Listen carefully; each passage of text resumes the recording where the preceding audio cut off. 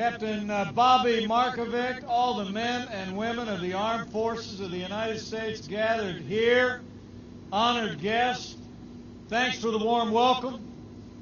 Thanks for the flight jacket. It is great to be here with the sailors at the Navy's West Coast Master Jet Base, Naval Air Station Lemoore. As my wonderful wife said, it is great to be back in strike fighter country.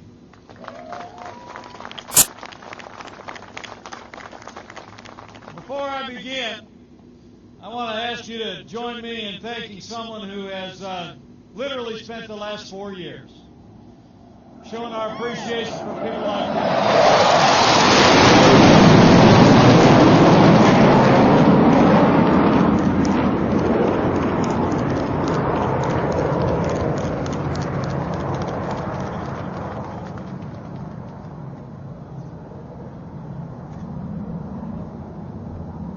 She's a Marine Corps mom. She literally has traveled the nation and traveled the world, coming alongside military spouses.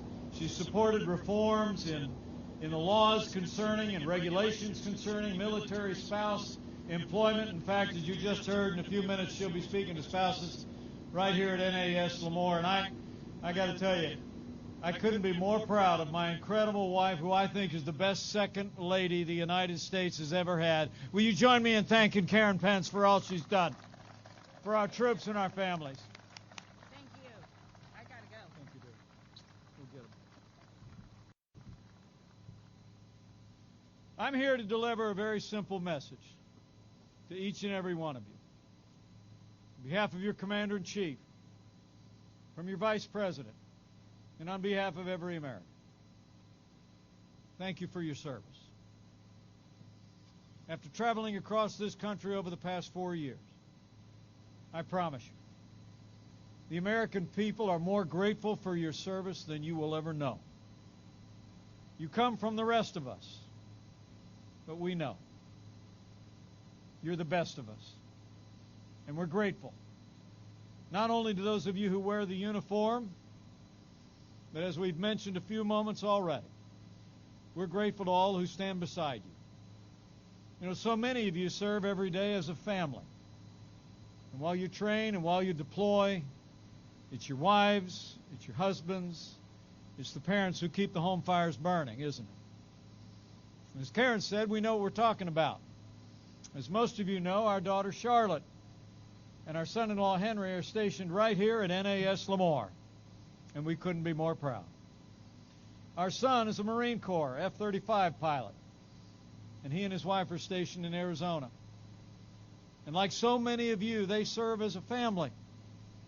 So as we express our appreciation to each and every one of the men and women gathered before me, and all you represent, how about a bigger round of applause for all the family members who support all of you who serve the United States of America in uniform? Let's hear it.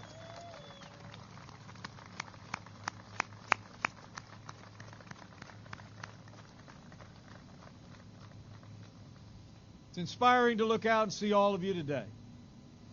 And it's remarkable to think of the countless American heroes who have stood where we're all standing today. Over 60 years, warriors have come here, trained here, gone out from here and deployed to every place in every corner of the world. This installation is the only master jet base of the United States Navy and serves all operational Pacific Fleet strike fighter squadrons. You host 16 operational strike fighter squadrons, 2 fleet replacement squadrons, 1 search and rescue squadron, and 4 West Coast Carrier Air Wing commanders and their staff. I'm actually told on average more than 210,000 flight operations are conducted right here from Naval Air Station Lemoore every year. Give yourselves a round of applause. That is an incredible history and tradition of service. Now, 2 air wings from NAS Lemoore are currently deployed. Carrier Air Wing 11, I'm told, is deployed aboard the USS Teddy Roosevelt. 9 squadrons, including the Blue Diamonds and the Black Knights, stationed here at NAS Lemoore. And Carrier Air Wing 17 is deployed aboard the Nimitz. It includes a total of 9 squadrons, including F-18 Super Hornets from here at Lemoore, flown by the Redcocks, the Kestrels, and the mighty Shrikes. So how about a big round of applause for all the NAS Lemoore squadrons deployed around the world. We are proud of you all.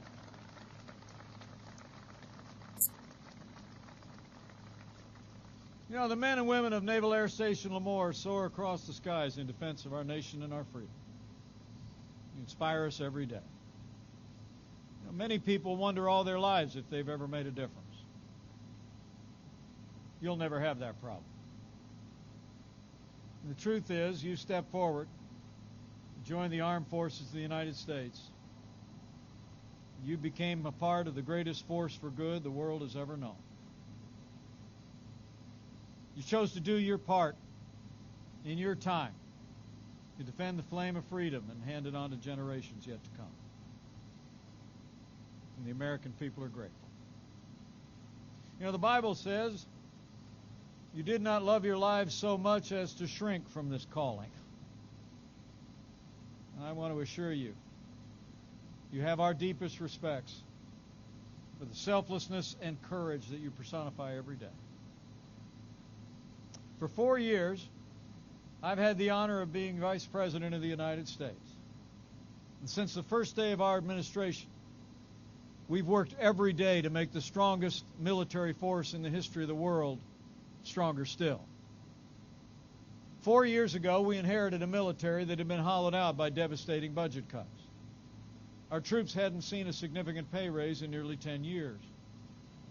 Our military lacked equipment at a level that was actually impacting readiness. And our NATO allies weren't meeting their commitments to our common defense. Iran was resurgent across the Middle East, and a terrorist organization controlled a landmass the size of Pennsylvania. But I couldn't be more proud to stand before all you hearers today and report. Under the leadership of President Donald Trump, we've rebuilt our military. We've restored the arsenal of democracy, and we've enacted the largest increases in our national defense since the days of Ronald Reagan.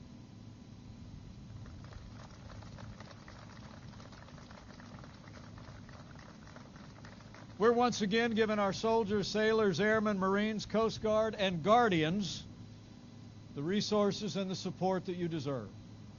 And we provided for our active duty personnel the largest pay raise in nearly 10 years, and you deserve every penny.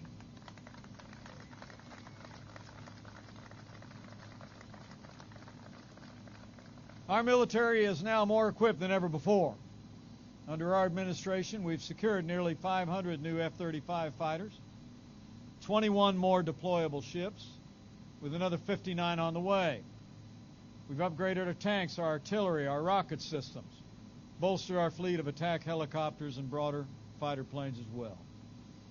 With that strong commitment to our national defense and a willingness to use American power to advance American security, our allies have also stepped up as never before.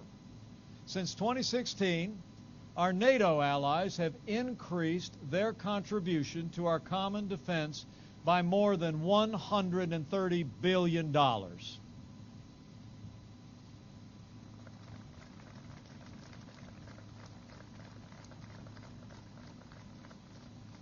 History teaches that weakness arouses evil. And our history has proven that a strong America deters it. Our administration has always understood that if you want peace, prepare for war. And with that renewed American strength, we've defended this nation and America's vital national interests around the world. I'm proud to say, with just a few days left in this administration, that this is the first administration in decades not to get America into a new war.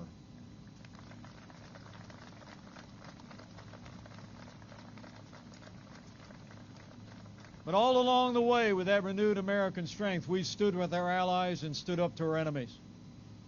Ensure peace and stability requires just two things: a a strong American military, and a willingness to act to defend America's interests around the world. And under this administration, we've done just that. We took historic steps first to stand with our most cherished ally. We moved the American embassy to Jerusalem, the capital of the State of Israel. We recognized Israel's sovereignty over the Golan Heights. And in the aftermath, now for the first time in 26 years, 4 Arab countries have recognized Israel's right to exist.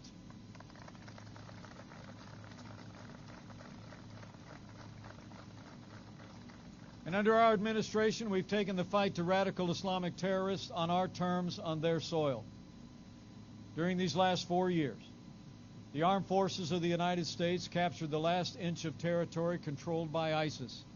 And strike fighters stationed right here at NAS Lemoore were in the fight from early on, hitting ISIS, giving terrorists no quarter, driving them from their strongholds.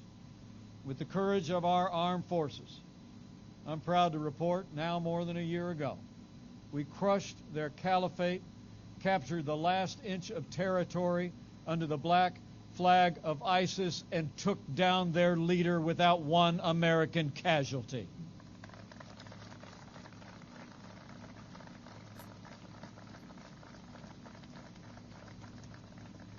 And we've stood up to the leading state sponsor of terror. Withdrawing from the Iran nuclear deal, we've strengthened our alliances in the region and isolated Iran as never before.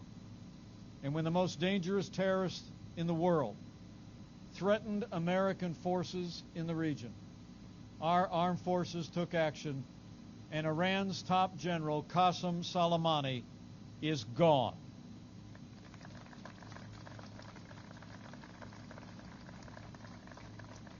Thanks to American leadership, a more peaceful Middle East is within our sights. And with renewed American strength, we embraced our role as leader of the free world, whether it be in the global war on terror or manning the ramparts of freedom in Europe or the Asia Pacific. The men and women of the United States Navy have been that global force for good every step of the way. And a strong and ready Navy is more important than ever before.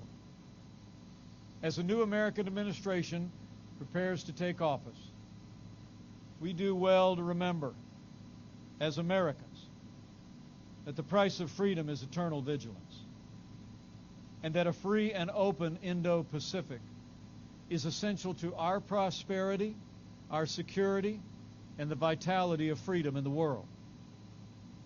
After generations where America and our allies defended the freedom of navigation and the interests of free nations across the Asia Pacific, today the People's Republic of China is determined to expand Beijing's influence across the region through military provocations and debt diplomacy. And so I urge the incoming administration to stay the course, do what we've done, stand up to Chinese aggression and trade abuses, stand strong for a free and open Indo-Pacific, and put America and our freedom-loving allies first.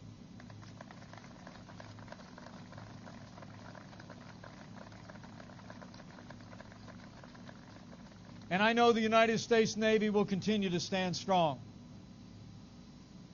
in the Indo-Pacific and all over the world. In the years ahead, the American people and the free world will rely on the strength of the United States Navy more than ever to safeguard the free and open flow of commerce and our ideals on the 7 seas. And so on behalf of your Commander-in-Chief, let me offer you this admonition. In these challenging times across the wider world, be vigilant. Mind your mission. Respect the unified chain of command. Take care of each other. And never doubt that every decision you make, every action you take, matters to the security of the American people. Give America your best every day. The American people are counting on you. because we know we can. And as you stand a post, I can assure you, the American people will be behind you 100%.